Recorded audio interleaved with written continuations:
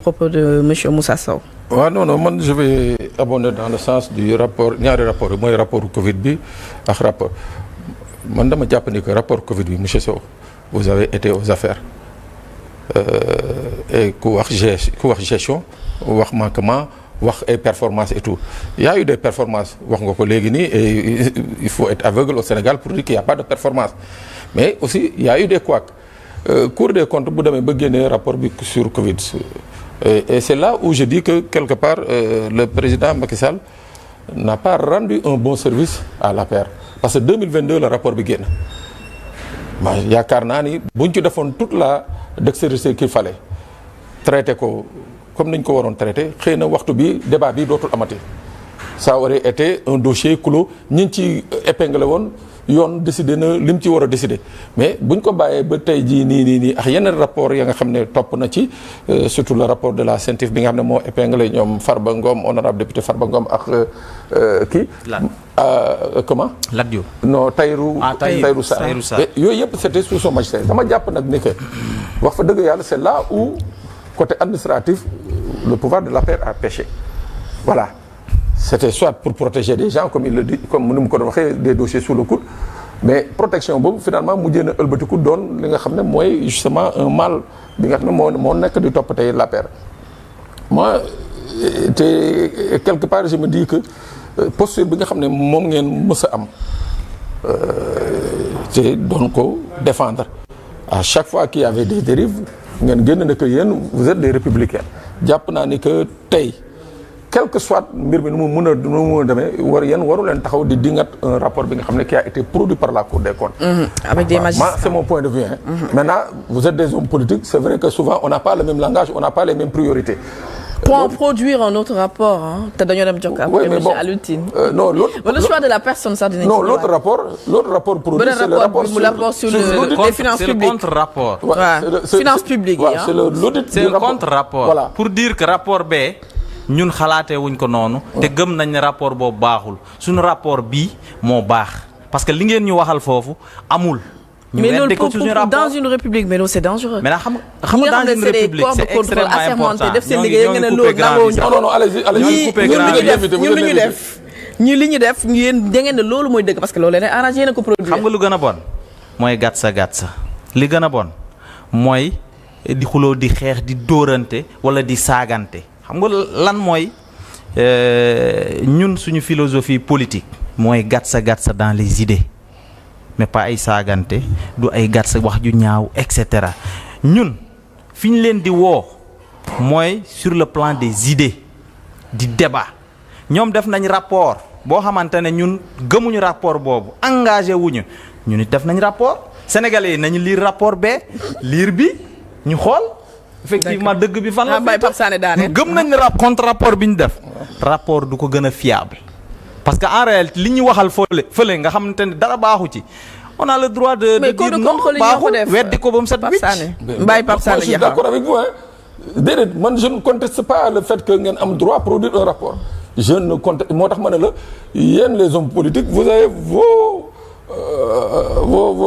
manière quoi vous avez vos camlangal et consorts loolu moom man duma ko dingat benn homme politique mais je dis encore une fois c'est-à-dire quand il y a un rapport qui est fait par un corps par une institution comme la Cour des comptes jàpp naa ni que fi nga waxee ni que c'est fait par des fonctionnaires effectivement le rapport a été fait par l'inspection générale des finances te d'ailleurs c'est la loi de 2012 loolu la ci UEMOA wax mais man foofu tamit dama naan leen est-ce que tamit foofu yéen amu leen ci une part de responsabilité mooy que 2019 le premier exercice bi nga xam ne moom ngeen waroon def boo leen ko defoon 2019 après la fin du premier mandat est-ce que boo leen defoon exercice boobu 2019 du woon permettre le président Macky Sall et son équipe ñu rectifier wu en attendant 2024 je crois que l'erreur vient de là-bas mooy bañ a def le premier rapport bi nga xam ne moom la UEMOA édicté woon defu leen ko léegi mu ñëw rapport bi génn effectivement sur la durée UEMOA dafa ne woon 3 mois mais boo xoolee la loi organique sur la Cour des comptes moom da leen may 3 mois ak encore 3 mois 3 mois pour ñu saytu 3 mois pour ñu def audit bi mooy enquêter faire le contradictoire si nécessaire maanaam 6 mois mais en tout état de cause mooy que quand la Cour des comptes produit un rapport man c'est là où je dis que man foofu laa doon xaar seen combat. waaw je ne dis pas que vous avez fait je ne dis pas que vous avez fait mais au moins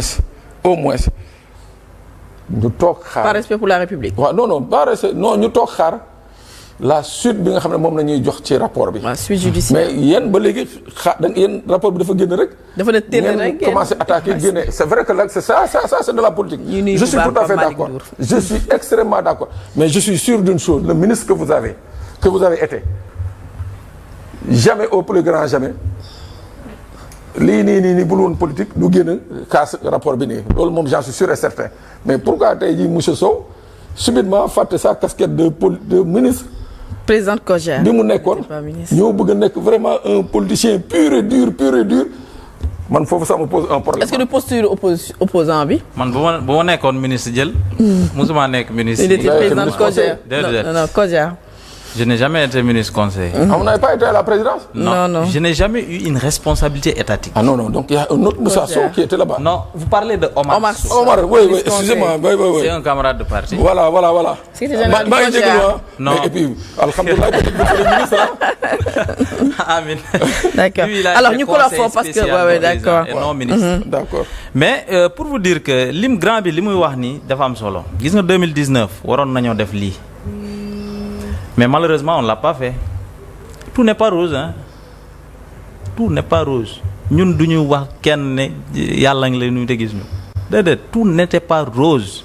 Mais je vous assure que les efforts que le président de la République Macky Sall a fait ñëpp mën nañ ko reconnaître. Mën nañ ko aussi santé. Lépp nag mënul motew comme ça. Mais li ñuy remarquer mooy ne que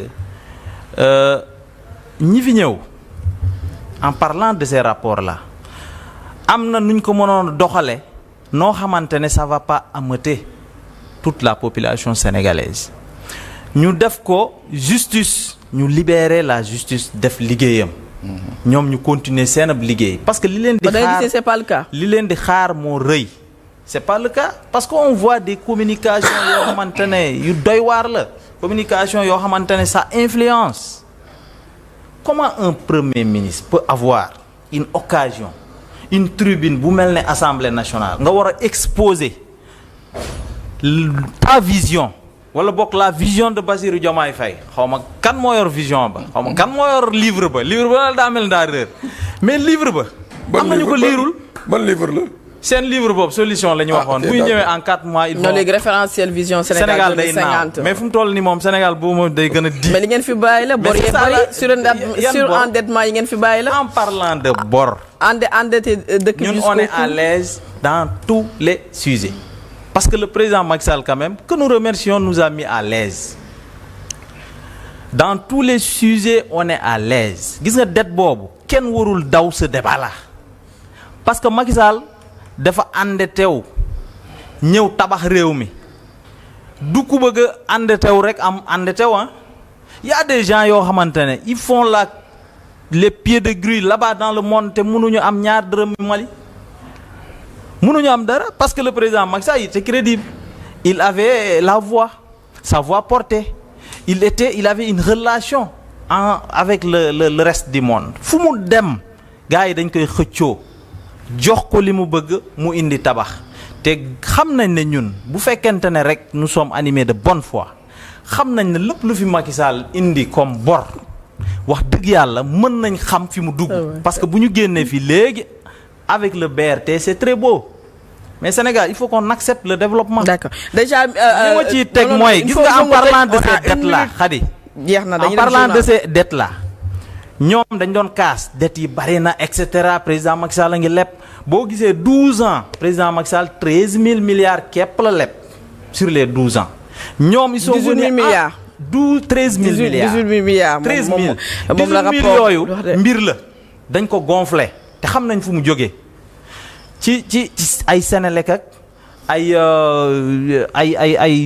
yeneen structure yoo xamante ne dette yooyu ñoom ñoo ko moom l'État est là pour tout simplement garantir la dette de la centrale de l'administration centrale 13 000 milliards la ñoom ils sont venus en 2 ans seulement ñu leb 9 000 milliards Ils n'ont pas encore fait 2 ans, oh non.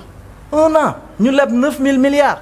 yow 9000 milliards yooyu foog nga sukkandikoo ba ne 9000 milliards la ñuy leb. non leb nañ ko. eurobond bi ñu lancé ak yeneen yoo xam ne. mais ils n'ont pas le choix parce que fu ñu fekk réew mi la.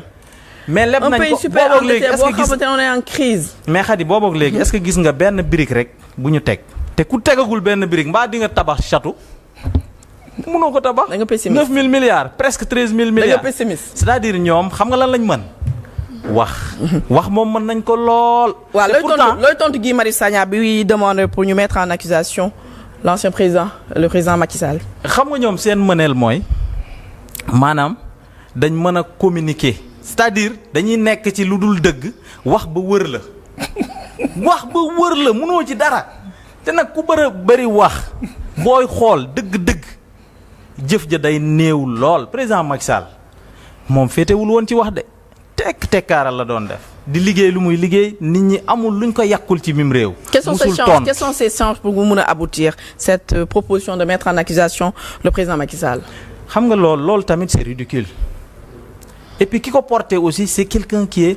parlementaire là il est dans son rôle il a le droit parce que député la. il est dans son rôle mais quand même il est allé trop loin président Macky Sall defulul sénégalais yi lu dul liggéeyal leen.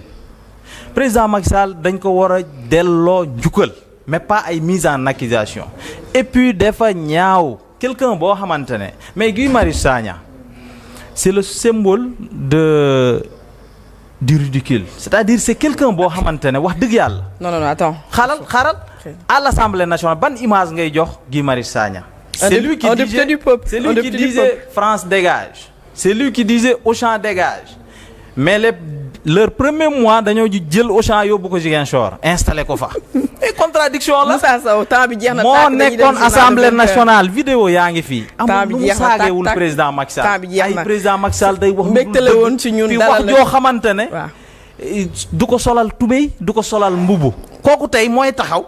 ne day mise en accusation président Macky Sall mais c'est ridicule. jërëjëf Moussa Sow di fàttali ni yaa nekkoon ancien secrétaire général bu COJER nekk en même temps membre nekk ba léegi nekk en même temps membre du secrétariat national bu